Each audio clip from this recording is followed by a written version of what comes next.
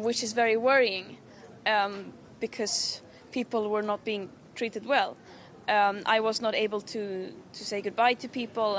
But still, can you give us some, what happened to you when you arrived in Ashdod port? I mean, were you taken off the boat? Was there any violence? Were you detained? How? Where?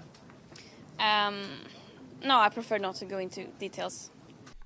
Salut à tous, très heureux de vous retrouver une fois de plus sur la chaîne. Et alors, cette croisière qui s'amuse, le bateau de la flottille de la liberté qui a été se jeter dans la gueule du loup en Israël, nous aura véritablement fait rire de A à Z. Alors, la LFI essaye de refaire un tour de piste en criant au scandale, alors que Rima Hassan pourrait très bien revenir en France, puisque Greta est revenue. Il suffit de signer un papier comme quoi ils ont été arrêtés en Israël et qu'ils promettent de ne pas revenir sur le territoire israélien, ce qui se fait toujours en cas d'entrée illégale dans un territoire. Donc il n'y a rien d'exceptionnel, sauf que Rima Hassan veut continuer son show et veut continuer à foutre la merde un petit peu partout. Mais bon, au moins tout le monde l'a compris, plus personne ne se tracasse véritablement.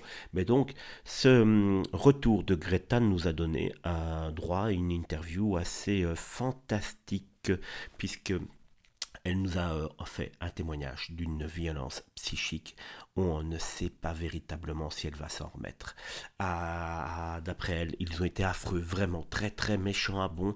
Qu'est-ce qu'ils vous ont fait ? Ils ne m'ont pas laissé dire au revoir, a-t-elle dit la pauvre. Alors là, oui, on frôle le procès à la haie. Crime contre l'humanité émotionnelle. C'est vrai que de ne pas pouvoir dire au revoir à ses amis de voyage, c'est le nouveau. Je me suis fait déporter visiblement pour Greta. La pauvre, elle ne comprend pas véritablement tout et on peut la pardonner. Elle est un petit peu atteinte. Le journaliste courageux tente quand même d'essayer d'avoir une interview plausible. Ah, vous pouvez développer alors. Et la réponse niveau CM1, déshumanisé, dit-elle. Mais attention, pas de détails, jamais, parce que quand tu n'as rien vécu, faut surtout pas creuser. Des exemples, un fait précis, à votre arrivée, un regard, une parole, une baffe non, je préfère pas en parler, dit-elle.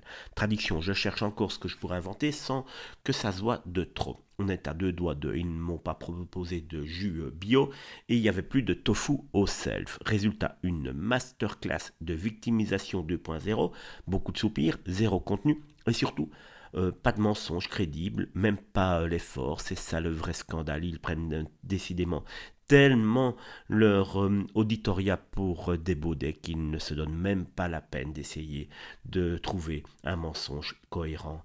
Décidément, au moins à la LFI, ils sont intelligents au point de comprendre que leurs électeurs ne le sont pas.